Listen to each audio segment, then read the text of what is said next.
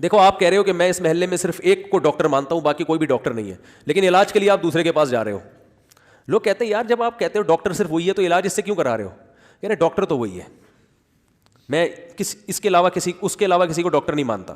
تو بھائی پھر خود بھی اس سے علاج کرا رہے ہو, لوگوں کو بھی کہہ رہے ہو کہ یہ علاج کرے گا, تو اس کا مطلب آپ صرف بیوقوف بنا رہے ہو لوگوں کو. جو عملاً جس کو ڈاکٹر کہا ہے وہ تو یہ والا ہے, اور صرف زبان سے کس کو کہہ رہے ہو؟ وہ والا. تو توحید میں سب سے پہلے جو چیز داخل ہے, دیکھو اتنا براڈ مائنڈڈ نہیں بنو کہ اپنے عقیدوں کو ہی دائیں بائیں کر دو. آج ہر ایک کو ادارے اسلام میں زبردستی داخل کیا جا رہا ہے. ایک صاحب ہیں جو کہتے ہیں میں کسی کو کافر نہیں کہتا, بڑے مشہور ہیں کہ میں کسی کو کافر نہیں کہتا. یہ کیوں کہہ رہے ہو بھائی؟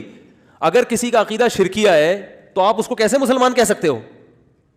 لوگ کہتے ہیں نہیں کسی کو کافر کہنے سے بڑا نقصان ہوتا ہے. بھائی جو کافر ہے اس کو کافر نہ کہنے سے نقصان ہوگا, جس کی عقیدہ واضح لفظوں میں کفریہ ہو.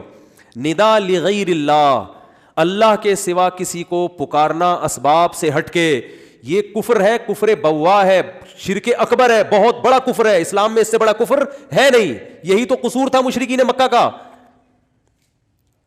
مشرکین مکہ کہتے تھے کہ اللہ تعالی ہماری حاجت روائی کرتا ہے, اصل اختیارات اللہ کے پاس ہیں, لیکن اللہ نے ان بتوں کو بھی اختیارات دے رکھے ہیں, یہ بت بھی ہماری بگڑی بنا سکتے ہیں اللہ کے حکم سے, لیکن اللہ نے ان کو رائٹ دے دیا. اب ان سے بھی مانگ سکتے ہو, اللہ سے بھی مانگ سکتے ہو. تو اسلام کو اس پر اعتراض نہیں ہے کہ بت کے سامنے کیوں جھک رہے ہو, نہ اسلام کو اس پر ہے کہ اللہ کے سوا کسی اور کے سامنے کیوں جھک رہے ہو, چاہے بت ہو, چاہے پیغمبر ہو, چاہے فرشتہ ہو, کوئی بھی ہو. لوگ کہتے ہیں جب تک مٹی کا بنا ہوا بت لا کے نہیں سجدہ کریں گے تو شرک نہیں ہوگا. یہ آپ کی غلط فہمی ہے. وَمَن يَدْعُو مَعَ اللَّهِ إِلَٰهًا آخر, جو اللہ کے ساتھ کسی اور کو پکارے گا وہ مشرک ہے. یہ نہیں کہہ رہا قرآن کے جو اللہ کے سوا کسی بت کو پکارے گا وہ مشرک ہے, نہ.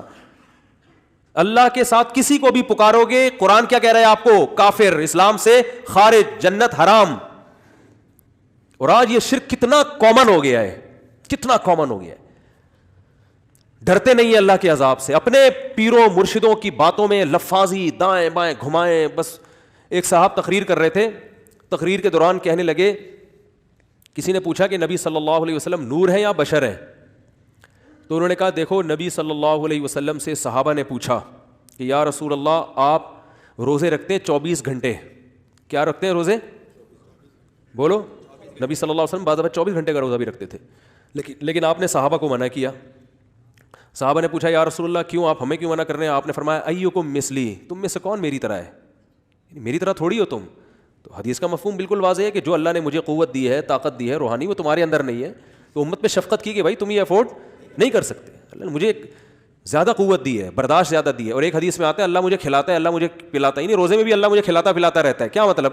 روحانی طور پہ کھلا لیتا ہے, پلا لیتا ہے, برداشت ہو جاتا ہے. تم سے نہیں ہو سکتا, تم نہیں رکھو. تو محترم سے کسی نے پوچھا کہ نبی صلی اللہ علیہ وسلم کے بارے میں قرآن میں آتا ہے انما انا بشر مثلکم, کہ اے نبی ان سے کہہ دیجئے کہ میں تمہاری طرح کا انسان ہوں. یہ تو قرآن میں صاف طور پر جب آ گیا تو پھر اللہ کے نبی کو بشر کی فہرست سے نکال دینا کہ آپ بشر نہیں تھے, یہ تو قرآن کا انکار ہو گیا نا. قرآن تو کہہ رہا ہے میں بشر بھی ہوں اور تمہاری طرح کا بشر ہوں. تم بھی کھاتے پیتے ہو, میں بھی کھاتا پیتا. تم بھی نکاح کرتے ہو, میں بھی نکاح کرتا ہوں. تمہارے بھی اولاد ہوتی ہے, میرے بھی اولاد ہوتی ہے. تم بھی بیمار ہوتے ہو, میں بھی بیمار ہوتا ہوں. تم بھی دوا کرتے ہو, میں بھی دوا کرتا ہوں. تو تمہاری طرح کا, ان چیزوں میں تمہارے جیسا انسان ہوں میں.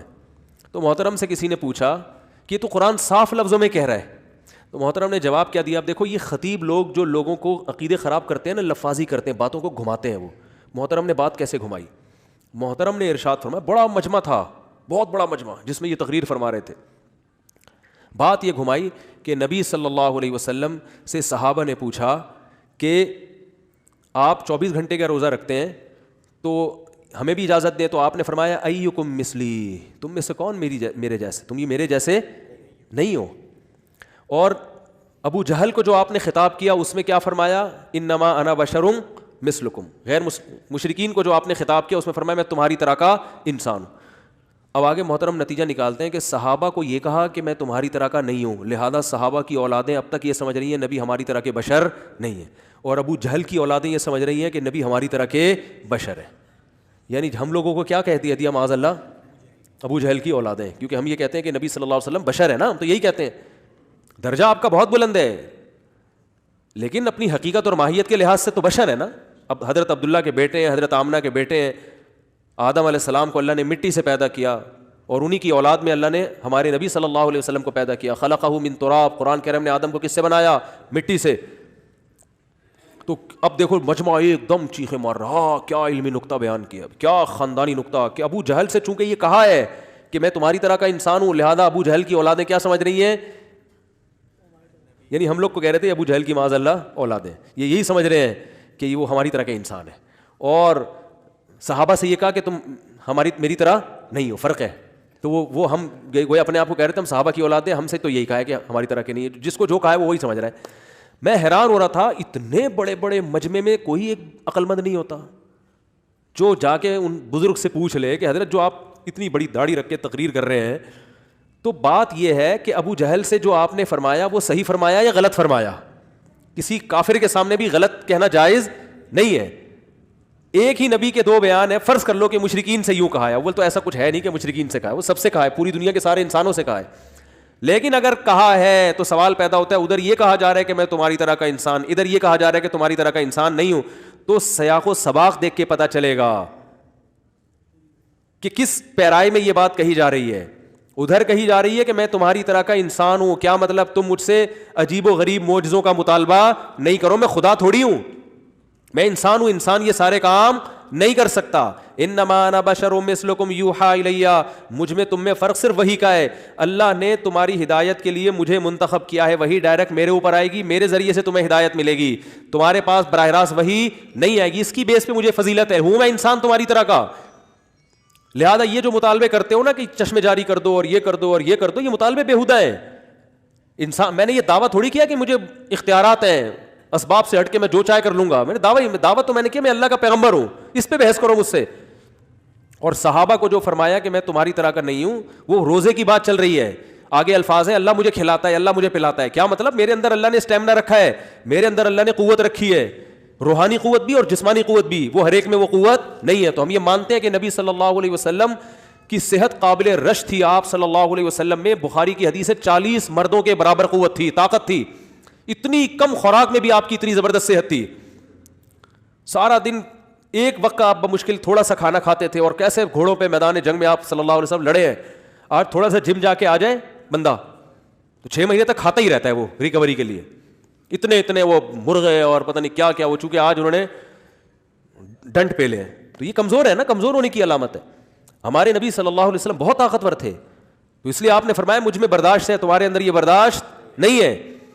لیکن دیکھو کتنے بڑے بڑے مجموعوں کو قرآن کے بارے میں, فرعون کے بارے میں قرآن نے کہا کہ وَأَضَلَّ فِرْعَوْنُ قَوْمَهُ وَمَا هَدَىٰ فَأَوْرَدَهُمُ النَّارَ, فرعون خود بھی آگ میں جائے گا اور اپنے جتنے اس کے چمچے تھے نا, جو چمچا گیری میں لگے ہوئے تھے, ان سب کو لے کے جہنم کی آگ میں دھکیلے گا. تو اپنے پیر و مرشد کے پہلے یہ دیکھ لیا کرو کہ یہ سنت کے مطابق ہے بھی کہ نہیں ہے. ان کے رونے دھونے پر ان کی بار بار بس یہ باتیں کہ عشق مصطفیٰ اور نبی کی یاد, اور پہلے عقیدہ پوچھو, حضرت آپ کیا عقیدہ کیا ہے آپ کا, سمجھ میں نہیں آ رہی بات.